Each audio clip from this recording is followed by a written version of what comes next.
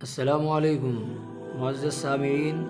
इसमें आज़म यानी जो अस्माए हुस्ना अल्लाह के जो नाम चलते थे उसमें से चौथा नंबर है अल-मलिकु।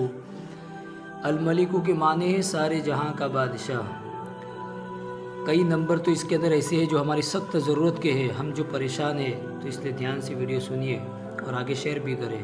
नंबर 1, जो शख्स इस इस्म को यानी अल-मलिकु को ज़वाल के वक्त, जो दिन में तकरीबन 12 साढ़े 12 के करीब जो होता है ज़वाल, जो शख्स इस नाम को अल-मलिकु को ज़वाल के वक्त 120 बार पढ़े, अल्लाह जल्ल शानु उसको सफ़ाई क़ल्ब और गिना अता फ़रमाता है, खा गिना ज़ाहिरी हो खा बातिनी।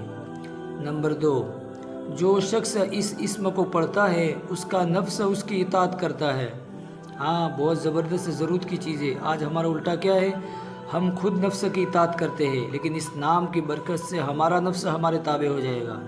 फिर हम कहेंगे नमाज़ पढ़ना है तो वो तैयार हो जाएगा, रोज़ा रखना है वो तैयार हो जाएगा, सदका करना है वो तैयार हो जाएगा। आज हम उसके ताबे हैं तो वो मना करता है, हम कर नहीं पाते।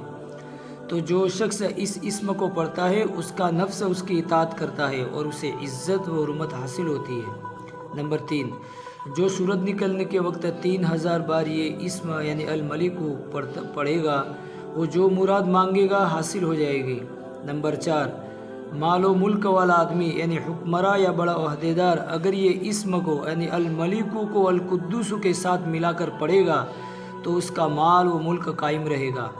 नंबर 5, जो इस इस्म को फजर के बाद 120 बार पढ़ने का मामूल बनाए, अल्लाह जल्ल शानु उसे अपनी इनायत के ज़रिए गनी फरमा देता है।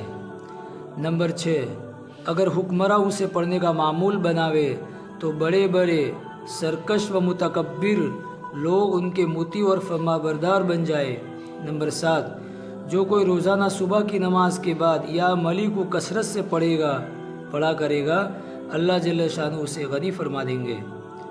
तो इन वीडियो के ऊपर इंशाअल्लाह अल्लाह पाक हम सबको अमल की तौफीक अता फरमावे। वीडियो को शेयर करें और चैनल पर नए हो तो सब्सक्राइब कर लीजिए। इंशाअल्लाह रोज़ाना वीडियो डालता रहूँगा इससे।